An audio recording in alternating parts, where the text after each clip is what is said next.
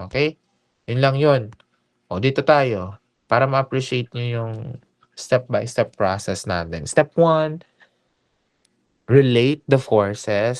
Step 2, equate the deformation or relate the deformations.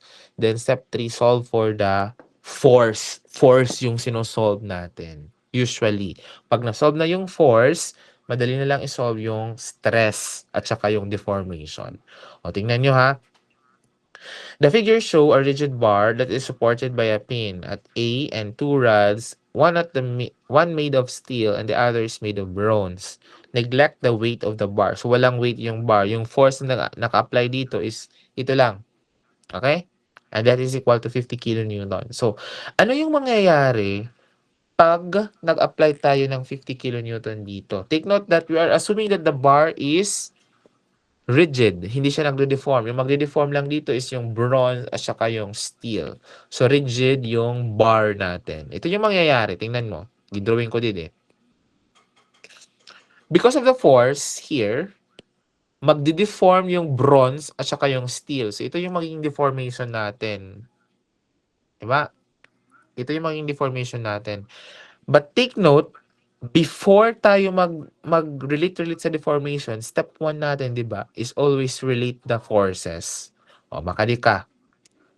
Ulitin mo gagamitin nga how. Paano mo i-relate forces? Pwede ka maggamitin summation forces along Y. Usually Y, wala namang force along X dyan.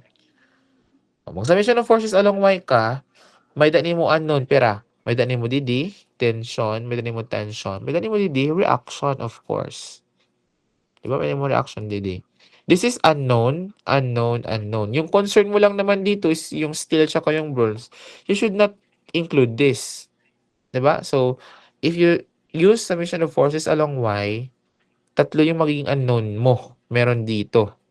But we have to avoid that this unknown be included in the equation. So, yung gagawin mo, mag-resort ka sa other static of equilibrium equation. You can use the summation of moment at A. Diba? So, pag ginamit mo yung summation of moment at A, ano yung mangyayari? Ito na yun. Summation of moment at A, you have your PST, clockwise is the negative.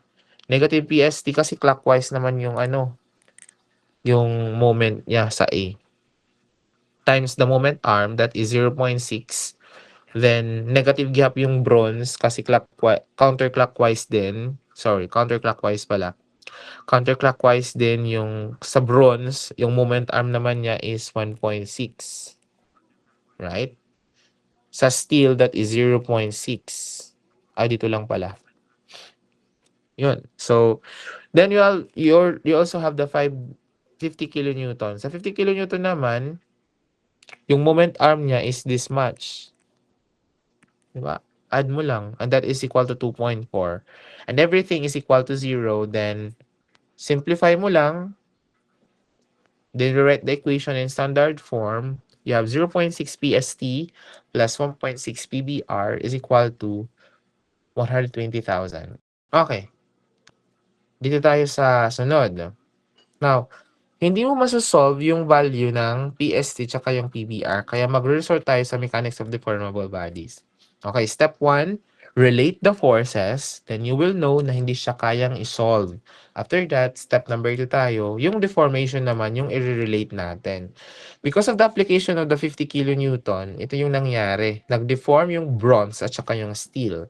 Now, from the figure, we can use kasi yung goal natin dito is to relate the deformation ng steel at saka yung bronze. Yung ginamit ko dito is similar triangle. You are not limited to, kasi dito yung relate natin is yung linear deformation nila, 'di ba? You're not limited to relating the deformation, asan na ba yun? Like this, you're not limited to relating the deformation like this or like this, 'di ba? By similar triangle. You are not limited to that concept. You can use any concept in relating the deformation. In other words, you can use, ano ba tawag doon? trigonometric functions, or you can use anything, any principle you can use. Basta imo goal is to relate the deformation. The point is, you are not limited to anything. Basta ma-relate mo lahira nga duha. Pero pag ma-relate mo nga duha, dapat waray iba nga included. Okay, nasan kasi sir, dapat ma-relate lang nga duha. Okay lang ma-relate nga duha, pero dapat waray additional unknown. Baka din-relate mo, pero may nag-come up nga another unknown. So, dili mo lagi masosolve. Take note nga, we are looking for a relationship such that yung dalawang unknown lang yung mag-i-exist sa relationship na yun. So, yung ginamit ko is similar triangle. First, this triangle, yung maliit, ito, that's deformation of steel over 0.6. Then, ginamit ko naman yung medyo malaking triangle. Ito naman. That is deformation of bronze over 1.6. O, tingnan mo yung relationship. There is now a relationship between the deformation, and the relationship only involves the two, the steel and the bronze. So yeah, ano lang, cross multiply mo, then ito transpose mo to the right, then plug in. Alam mo naman yung formula ng deformation. Plug in mo, then simplify, ito yung result. That is your equation number 2. Mode 5 ka again. Yung mga coefficient dito yon, equation 1 and equation 2. Then, masasolve mo yung forces. Pag masolve mo yung forces, madali na lang pagkuha at deformation and stresses.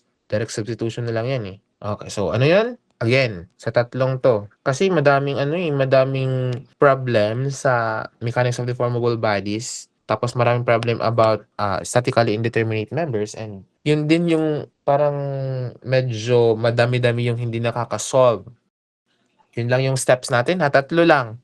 Step 1, relate mo yung forces. Ura-ura naman, dili ka bilinghin relationship with forces. Gagamitin mo lang yun yung summation of forces along x, summation of forces along y, and summation of moments. Then after that, proceed ka sa step number 2.